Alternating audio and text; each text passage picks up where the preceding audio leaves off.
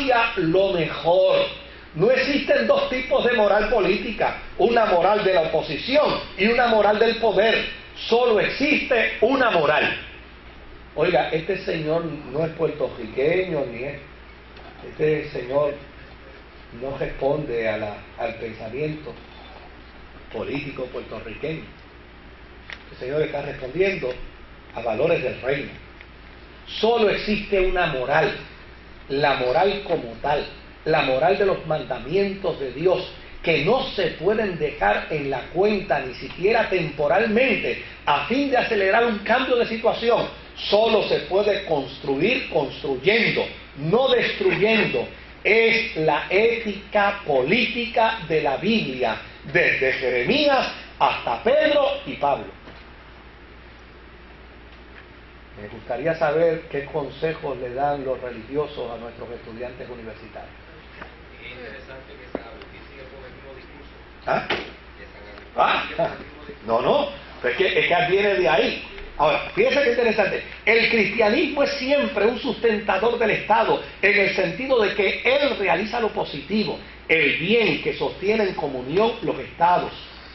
No teme que de este modo vaya a contribuir al poder de los malvados, sino que está convencido de que siempre y únicamente el reforzamiento del bien puede abatir al mal y reducir el poder del mal y de los malvados. Quien incluye en sus programas la muerte de inocentes o la destrucción de la propiedad ajena no podrá justificarse con la fe. Explícitamente es lo contrario a la sentencia de Pedro. Pero jamás alguno de vosotros padezca por homicida o ladrón. Son palabras que valen también ahora con este tipo de resistencia. La verdadera resistencia cristiana que pide Pedro solo tiene lugar cuando el Estado exige la negación de Dios y de sus mandamientos. Cuando exige el mal, en cuyo caso el bien es siempre un mandamiento. Esa carta del apóstol San Pablo a los romanos, ¿verdad?, donde plantea y dice: toda alma se someta a las autoridades superiores. Oye, no está exigiendo un sometimiento incondicional, no, es un sometimiento en tanto y en cuanto que los valores de la verdad y del bien no sean violados. Ahora, de todo esto se sigue una última consecuencia. La fe cristiana ha destruido el mito del Estado divinizado, el mito del Estado paraíso y de la sociedad sin dominación ni poder. En su lugar ha implantado el realismo de la razón. Ello no significa, sin embargo, que la fe haya traído un realismo carente de valores, el de la estadística y el de la pura física social. El verdadero realismo del hombre se encuentra en el humanismo, y en el humanismo se encuentra Dios. Esta moral no es un asunto privado, tiene valor y resonancia pública. No puede existir una buena política sin el bien que se concreta en el ser y en el actuar.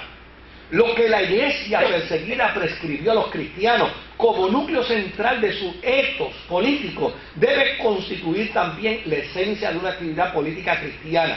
Solo donde el bien se realiza y se reconoce como bien puede prosperar igualmente una buena convivencia entre los hombres.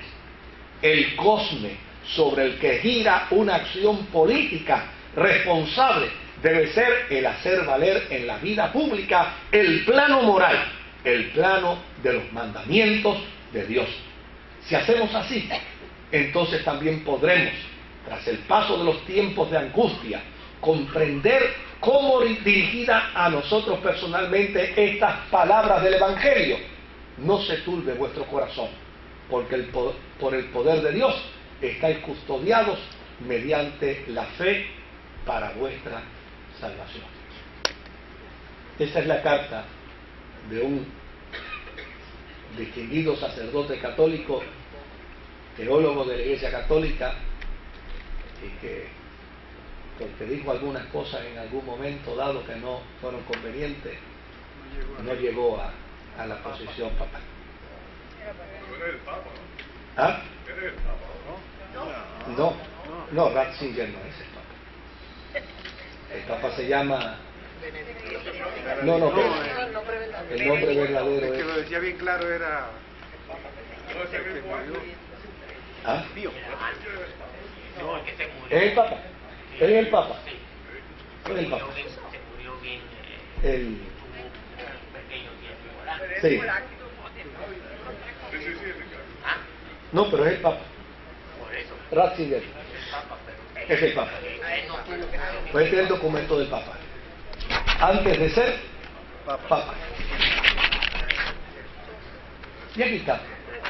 O sea, ¿qué debe hacer la Iglesia frente a la política? A la política. Conducirse como voz profética, sin ningún temor. Lo que no debe hacer, ¿sabe qué es? Lo que no debe hacer la Iglesia es politiquería. Es juego a los políticos. ¿Ves? Eso es lo que la Iglesia no debe hacer jamás, jamás. Y ningún hombre de Dios, ni ninguna mujer de Dios que se preste para eso, realmente debe ser considerado como siervo o sierva de Dios. Nadie debe prestarse para hacerle juego a los políticos. Hay una expresión en la Biblia interesante: sea Dios veraz y todo hombre mentiroso. O sea, es la postura y la posición que la Iglesia debe asumir sin ningún temor. Sin ningún temor. Hemos dejado de asumirla. Hemos dejado de asumirla y estamos sufriendo las consecuencias.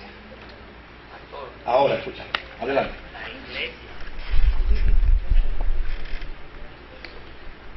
La iglesia tiene que estar velando lo que los políticos hacen, porque cuando la iglesia